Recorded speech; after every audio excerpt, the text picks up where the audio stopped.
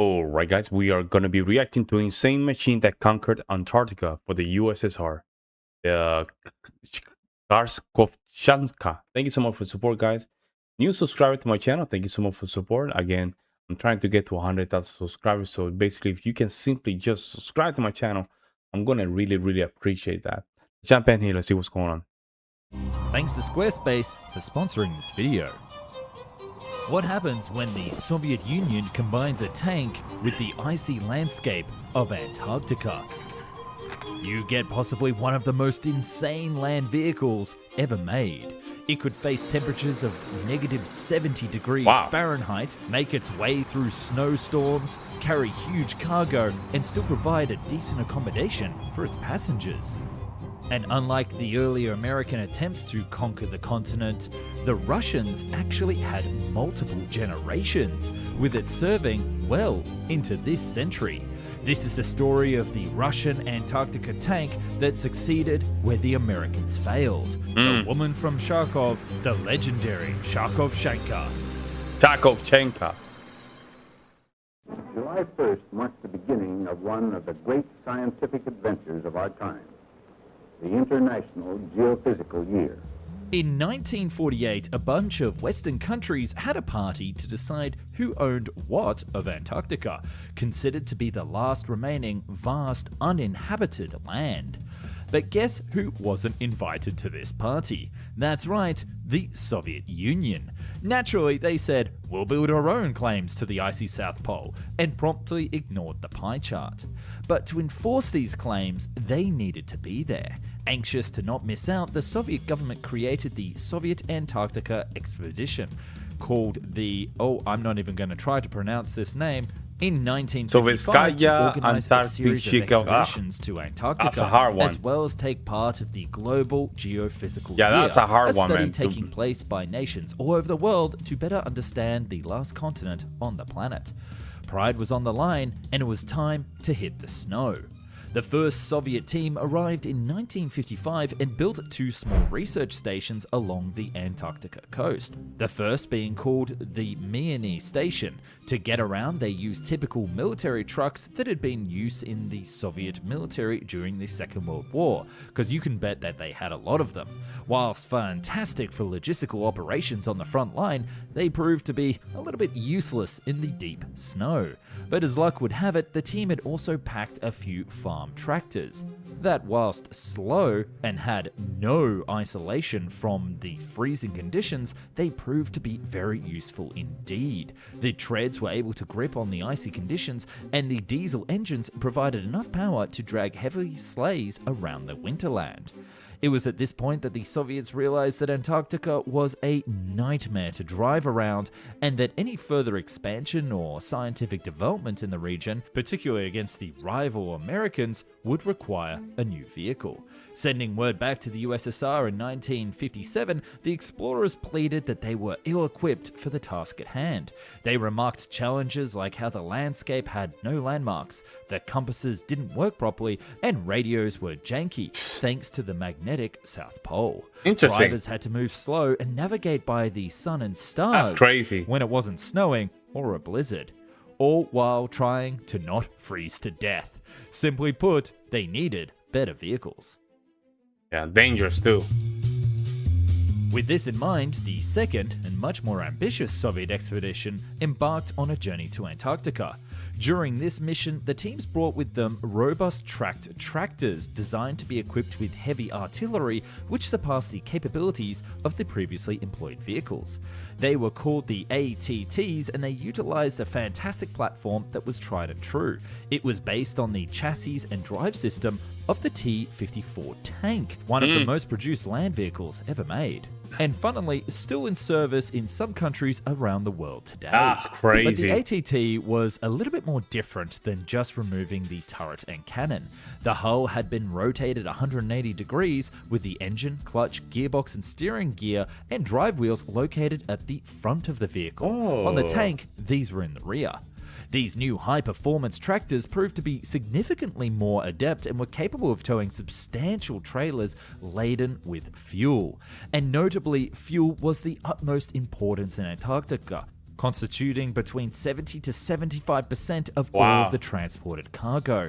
It was used not only for the fuel for the vehicles, but also as the only reliable source of heat to keep people from freezing to death. The expedition's remarkable logistical support facilitated the establishment of 2 additional research stations that continue to operate up until 2019. Wow, really? Ultimately, this mission concluded its endeavors and returned back home in 1958, leaving a lasting impact on the Antarctica research and exploration mission. Especially Russian, they're used to this, man. These tank tractors, whilst brilliant, still had some major flaws.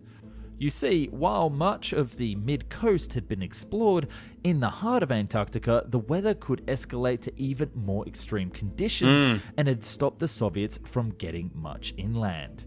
In certain ATTs, occupants found themselves compelled to ignite fires beneath the vehicle to prevent the diesel fuel from solidifying due to the frigid temperatures. And by freezing, I mean that they would have to chop up the fuel like firewood to get it back into the engine. Wow. This challenge was far from trivial, as the consequences of the fuel freezing solid could be dire. Ignoring the problems with the engine, the simple fact of exiting the protective cabin to start a fire would be an ordeal for human occupants, given the harsh environment. Wow. Moreover, as they ascended beyond 10,000 feet above sea level, the thin air posed to be a significant hurdle, causing numerous engines to falter. The introduction of turbochargers and broader tracks proved with some assistance during the third expedition in 1957. However, what was truly needed was a mobile research vehicle capable of supporting the scientists' life and research activities amidst the unforgiving conditions. To successfully journey not only to the magnetic South Pole, but also the geographical one, the Russians recognized the necessity for a purpose-built vehicle tailored to surmount these challenges. And as luck would have it, the solution had already been built by Uncle Sam. If you're on an Antarctica expedition, there would be nothing harder than the cold, isolation, and remoteness from civilization. Well, apart from trying to run a business without a Squarespace site. But hold on, don't skip this part, as I'll have some sneak peeks for future videos. Squarespace starts with a best-in-class website template and customizable every design detail with reimagined drag-and-drop technology for desktop and mobile, so you don't have to make 2 sites. You can then stretch your imagination online with the Fluid engine built in and ready to go on any new Squarespace site. Oof. But that's not all, because every Squarespace site can also have a built-in shop to start selling right away. And that's actually the secret weapon that I use just laying for this my own online play. I store think that's fair. at www.boundandexplained.shop. So thanks, Squarespace. Yeah, I think that's fair. And then also you can use the campaign marketing tools to start driving business instantly. So come out from the cold, support the channel, and see more videos just like this. But you also get 10% off your first site and domain at www.squarespace.com/found. Thanks again.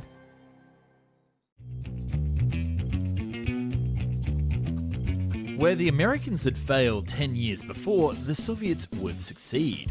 Or so they hoped, and thus they examined Look at that tire. very Golly, carefully bro, the that's so flaws of big. the previous capitalist creation. Wow. First of all, any land vehicle in Antarctica would need to be tracked. The US had gone with large tires with little grip, and this had been the main downfall of the 1940 snow cruiser.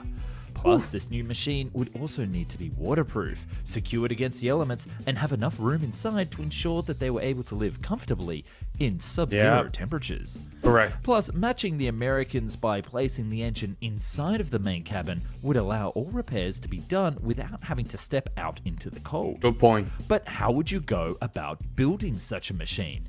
Surprisingly, the answer is simple. You look at the machine that is already operating very successfully in sub-zero temperatures. And by this, I mean aircraft. That's right, aircraft already fly at high altitudes and have a cabin that passengers and crew can live in and work in and operate at extremely low temperatures. And thus the Soviet Union looked for a city in their empire that produced not only tank machines, but aircraft as well, and found it in the Ukraine city of Sharkov.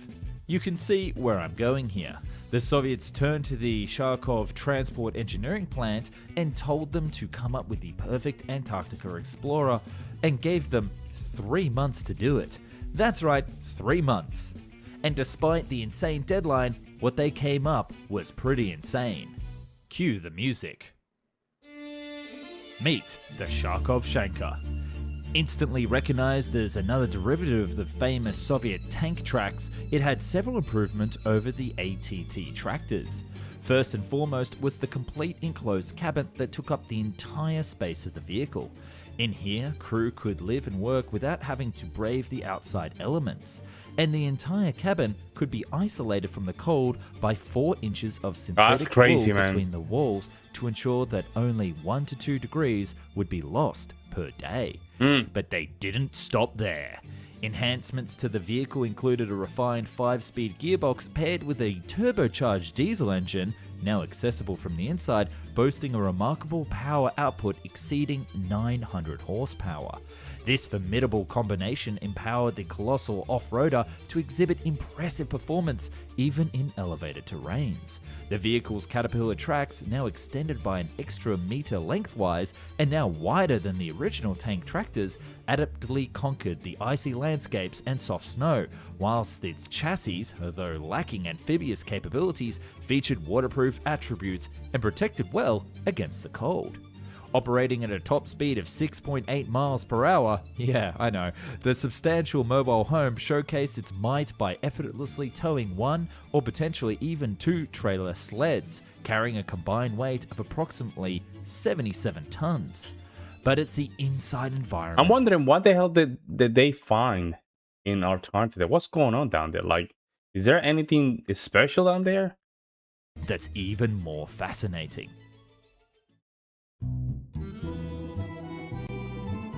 The Soviets wanted as many comforts as home as possible. Inside the mobile base, the group members had access to a small kitchen, a bedroom that had room for 6 to 8 to sleep, and an aircraft rest room, as well as a vestibule apart from the control section for the driver and the navigator. The vehicle also featured a separate workshop and laboratory, effectively transforming it into a mobile lab. There was also a small dome on the ceiling so the crew could navigate by the stars without having to go outside. Similar to the American Antarctica snow cruiser, the engine was located within the 220 square foot living space, allowing for maintenance without exposure to the elements. However, this design choice led to some issues such as engine noise disrupting sleep and soot from the exhaust fumes covering everything. Yuck! But I'll get to the flaws later. Although on that note, you can imagine that the engine running at night to keep everyone warm would not be ideal noise at all. The driver cabin provided access to the engine while the fuel was positioned at the center of the vehicle beneath the floor. The heating system was situated at the back of the vehicle, with notably, due to the extreme freezing temperatures, the crew couldn't venture outside, making the entire vehicle a vital survival vehicle. So you can literally just stay there and nothing's going to happen to you, basically. You can... Centralized heating system was located at the back of the vehicle. How do you eat? Sending heat to various sections. But how do you eat? Notably, it was equipped with an electric snow melting device that windows could be used to give a clear view, and an electric stove in the kitchen that enabled the crew to conveniently heat canned food. It was truly made to survive the elements. This versatile design, combined with its amenities, showcase the importance as a functional and indispensable vehicle for the challenging expeditions to come. 3 were just finished in the 3 months, and it was time to see them in action at the South Pole. And this time, unlike the United States, the USSR could not fail. In 1959, the 3 first-generation monster land crawlers reached the vast icy desert. Their mission? Reach the geographical South Pole via Vostok and prove to the Americans that they were capable to match or even exceed them. How do you 16 do that? men, 2 of the vehicles, and an ATT tractor set off into the icy wilderness, pulling their vast fuel loads on big sleighs behind them. They had no clue what was ahead of them, and with the region totally unexplored, not even from the air. And this is where some major flaws with these new vehicles started to appear. The first was the fast fuel consumption of these land monsters. They burned through a crazy amount of diesel, up to 12 liters per 1 kilometer or 3 gallons per 0.6 miles. At a speed of 6 kilometers per hour, that's an insane amount of consumption. That's a lot. Plus, these improvements to the ATT turned out to be more trouble than they were worth. The larger tracks were complex and broke down in under 1,000 kilometers, requiring replacement over a 5-day period. But that wasn't the biggest flaw with these new land vehicles. It was cold. Wow, look at him. Too cold. Whoa, look at you guys The saw cabin that? isolation That's how cold it was. vehicles. It was cold. Wow. Too cold. The cabin isolation proved to be significantly underwhelming and failed to stop the heat leaking from the cabin. The operators had to run the engines all night, otherwise the 30-degree cabin temperature would fall below zero in just one night. Wow. And remember how they had to shut down for 5 days? Well, the engine was the source of the heat, so no engine running meant no heat in the cabin for 5 days straight. But ironically, the engine was also too hot. Let me explain. The oil used for the diesel engine couldn't be cooled enough as it was located inside the cabin. So the coolant couldn't cool down and the cabin couldn't warm up, the worst of both worlds. But despite all this, 20 days later, the team from the USSR reached the South Pole and met with the Americans. And I can't do the rest of this mission's story justice, but my good friend Callum can, and I encourage you to go watch his video about what happened when they met their rival Americans at the bottom of the Earth. I put the video link down below. Oh, what happened? Flashing forward, for the next 20 years, the first generation of these vehicles served the USSR admirably in the Antarctica conditions. But then the USSR realized that it was time to improve on the design for a second generation. The Soviets had the technology, they could rebuild it better than ever before. Okay. The second generation had some notable differences. First, it was actually a return back to the previous ATT design, with a prolonged external engine and cabin. The ATTs had been in use smaller, all this right? time alongside the Kharkovchankas, and through some successive upgrades, had seen them start to be preferred to the first generation. The extended bonnet would allow much better access to the engine, so no more 5-day repair jobs, and allowing for cooling and heating to be applied without affecting the other. Plus, the rear cabin on the back got a major overhaul as well. First, there was much better isolation from the walls of the passenger compartment. In the first generation, bolts had been driven into the space to hold the structure together, but these bolts had gaps between them, allowing cold air to sneak in. And don't forget the diesel engine noise problem. With the engine outside, the team created an auxiliary engine that could be run independently of the main motor, meaning they could switch off the engine and still run heat and electricity in the cabin. By the fall of 1975, another 3 of these second-generation vehicles rolled off the same production line and were sent to Antarctica to be put to work. They quickly gained the reputation of being warmer, more comfortable, and preferred to the first-generation machines. Interesting. The Soviets would use them over the next 20 years to expand their presence throughout Antarctica and to run various scientific missions with other nations. And with 2 generations down, the Soviets thought to themselves it was time to upgrade to a third version that would be even more insane. Wow. Now, I'm going to be such a tease here. The third version was never built. Alas, it's this part of the story that gets a little bit sad. Damn. A major event happened during the development of the third generation that would change everything. Collapse. The fall of the Soviet Union. There was no longer any money, and the new Russia was seeking its destiny in the Northern Hemisphere. A third generation for a machine that was now a world away. But Northern area is very cold, man. Don't get it twisted. And just like how World War II killed the American snow cruiser, so did the fall of the USSR did for the Kharkovchanka. So the remaining 6 vehicles would be utilized throughout the new Russian operations in Antarctica very much into recent years. And again, Callum, my very good friend here on YouTube, has done an excellent end of mission report about whatever happened to these vehicles down at the South Pole. So I'm gonna, and I don't think they're doing more work down in Antarctica. So put a link in the description here so you can go check out and see everything about it.